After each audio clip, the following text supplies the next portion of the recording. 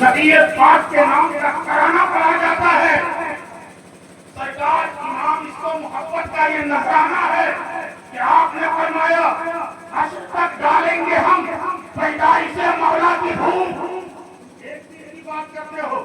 ایک سال کی بات کرتے ہو، ہم تو اپنی نسلوں کو بھٹیوں میں پلا جائیں گے کہ ہم زندہ رہے، اسی نبی کا گاتے رہے، اسی نبی کے نام پر مرتے رہے، اسی نبی کے نام پر جیتے رہے۔ ہم اپنی نسلوں کو بتا دیں گے کہ تم بھی میرے بعد اسی طرح نبی کا جشن کرنا، میلاد منانا۔ کہا میرے امام نے حشر تک ڈالیں گے ہم پیدائش مولا کی دھوم۔ ہندوستان ہی میں نہیں، زندگی تک نہیں، قبر تک نہیں، کہا میدان محشر بھرتا ہوگا آدم سے لے کر عیسیٰ روح اللہ تک، اور عیسیٰ روح اللہ سے محمد رسول اللہ تک ہوں گے۔ حضرت جبرائیل ہوں گے، میکائیل ہوں گے، اسرافیل ہوں گے، اسرائیل ہوں گے۔ کم و بیش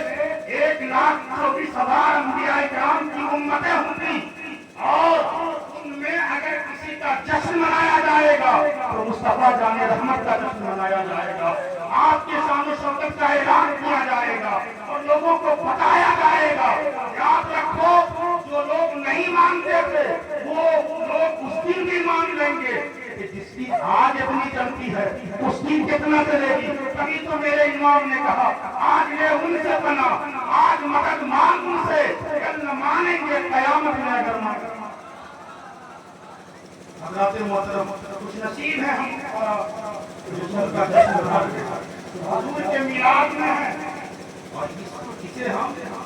ہنسی مذاق نہیں مناتے، عبادت سمجھ کر کے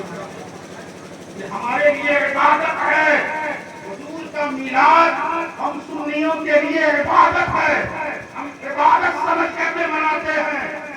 کیونکہ اس طرح کا جشن اور میلاد منانا کسی اور کی سنت نہیں، رب کی سنت ہے، رب کی سنت ہے۔ جلسے کرنا، جلوس نکالنا ہم کسی اور سے نہیں سیکھے ہیں، رب نے طریقہ بتایا ہے، رب نے بتایا ہے۔ یہ سنی سب کرتے ہیں، اور جب رب کوئی کام کر دے تو ان کا عاشق جو نبی سے پیار کرتا ہے، محبت کرتا ہے، وہ رب کے طریقے پر عمل کیا کرتا ہے۔ اگر نبی کے جشن کی بات آتی ہے، میلاد کی بات آتی ہے، ربیع الاول شریف کا مہینہ آتا ہے، چاند نکلتا ہے تو سب سے پہلے جھنڈا گھوڑتے ہیں، گھوڑتے ہیں، جھنڈا لگاؤ، کہاں لگایا جائے، کہاں مسجدوں پر لگا دو، کہاں اور کہاں لگایا جائے، کہاں گھروں پر لگا دو۔ کیوں؟ یوں ہی نہیں لگایا جاتا، ہم یوں ہی خرچ نہیں کرتے، ہم یوں ہی اپنی جان اور مال کو نبی کے نام پر قربان نہیں کرتے۔ 20 کروڑ کیا، اگر دنیا کا سارا خزانہ ایک طرف اور اگر نبی کا غلام ایک طرف ہو پھر بھی کوئی مقابلہ نہیں کر سکتا۔ دنیا کے تمام خزانوں کو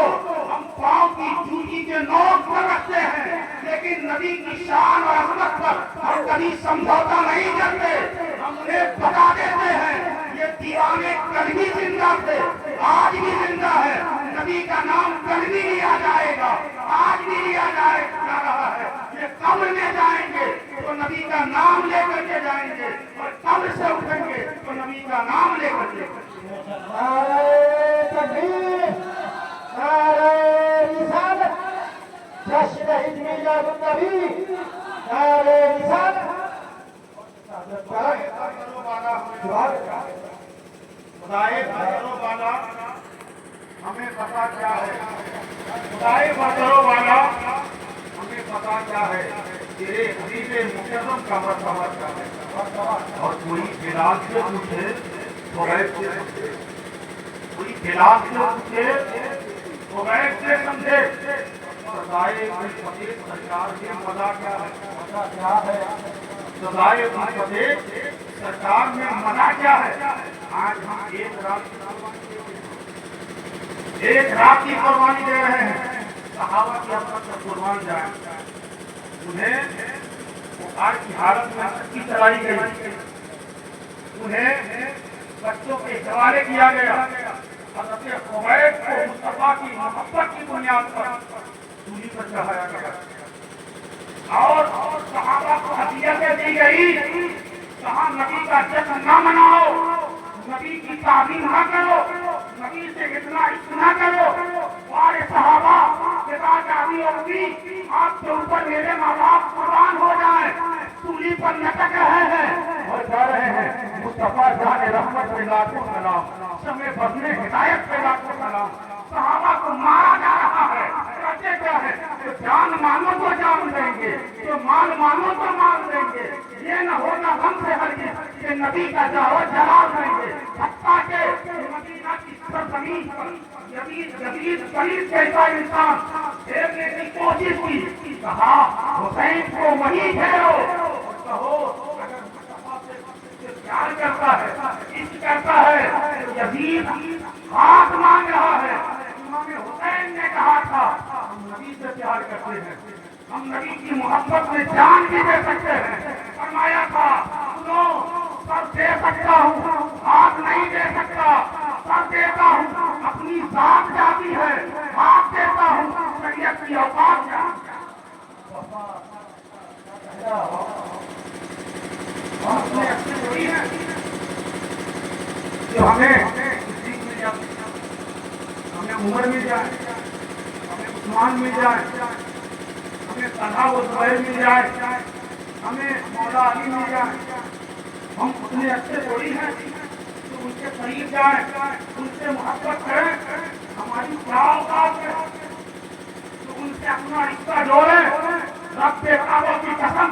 اگر حضرت صدیق کو صداقت ملی ہے، حضرت عمر کو عدالت ملی ہے، اگر حضرت عثمان کو اللہ نے دولت سے نوازا ہے اور حیا کا قلم بردار بنایا ہے، مولا علی کو بابِ خیبر اور مصطفیٰ نے جو مولا بنایا ہے،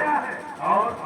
اگر غوث اعظم کو غوثیت ملی ہے، غریب نواز کو بادشاہت ملی ہے، مخلوق سمرت کو سلطنت ملی ہے، تو رب کعبہ کی قسم یہ سب حضور کی میراث کا صدقہ ہے، حضور کی میراث کا صدقہ ہے۔ اس کی میراث کی وجہ سے اللہ کے ولی بھی ملے، اللہ کے مولا علی بھی ملے، اور ہم سب کو نبی بھی ملے، یہ تو میراث کا صدقہ ہی ہے کہ حضور نے حضرت صدیق سے کہا صدیق تم جو چاہو کرو جنتی ہو، میراث کا صدقہ ہی تھا، فرمایا عمر تم جو چاہو کرو جنتی ہو۔ عثمان کا حال تو یہ تھا کہ ان سے فرشتے حیا کیا کرتے تھے، میراث کا صدقہ ہی تھا کہ حضور نے غدیر خون میں مولا علی کے ہاتھ کو بلند کر کے کہا من تم کے مولا وہذا علی مولا، میں جس کا مولا ہوں علی اس کے مولا ہے۔ میراث کا صدقہ ہی ہے غریب نواز ہو گئے، میراث کا صدقہ ہی ہے کہ مخدوم سمرا نے مردوں کو جدا کیا، میراث کا صدقہ ہی ہے، یہ میراث کا صدقہ ہے۔ ایک کمزور چہری کو پکڑ کر کے آپ سب رفا کا فائدہ بن کر کے رہے، میراث کا صدقہ ہی ہے کہ اگر وہ آل رسول ہوئے تو نبی کے خون سے، میراث کا صدقہ ہے۔ ہم سب کے امام سنیوں کی جان کو اگر بنایا ہے اور انہیں پوری دنیا کے لیے اگر مجدد چنا گیا ہے تو حضور کی نسبت کی بنیاد پر، حضور کی عظمت کی بنیاد پر انہیں چنا گیا ہے۔ تبھی تو میرے امام فرماتے ہیں کیسے بنداؤں کا آقا ہو رہا بول والے میرے اللهم صل على سيدنا محمد سلم تسليما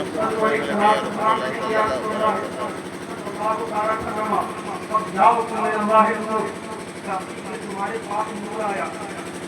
کیا آیا؟ نور آیا۔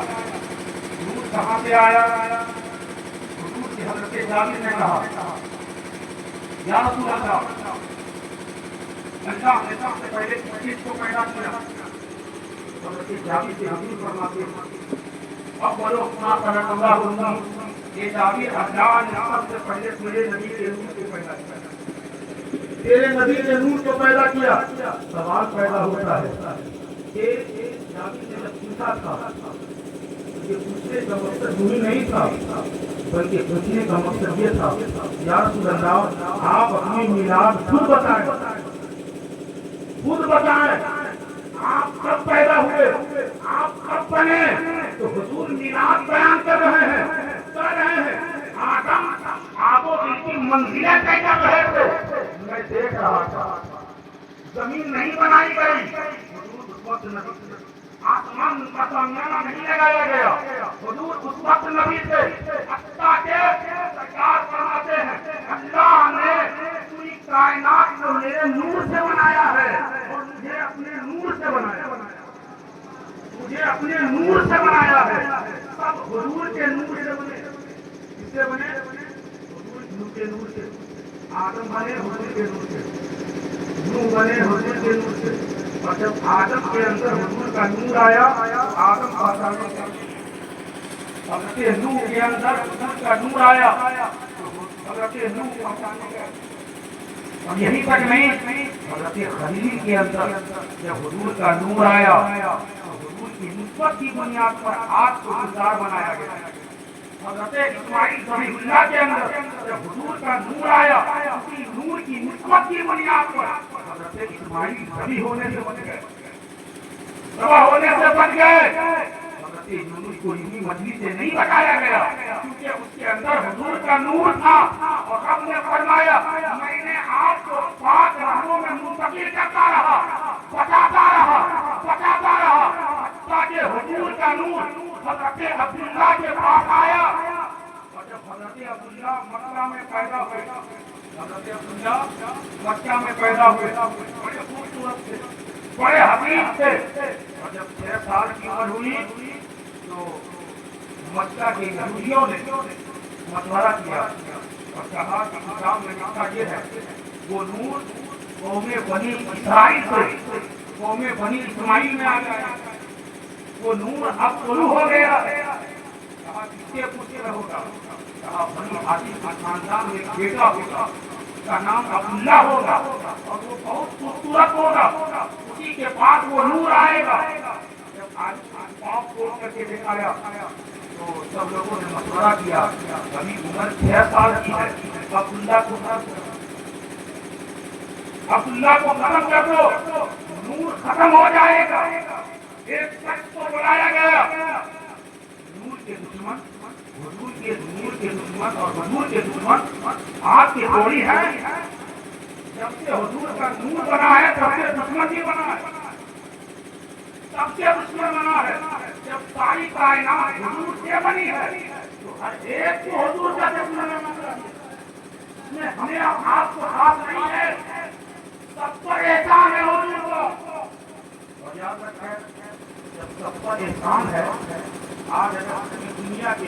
لوگوں سے پوچھے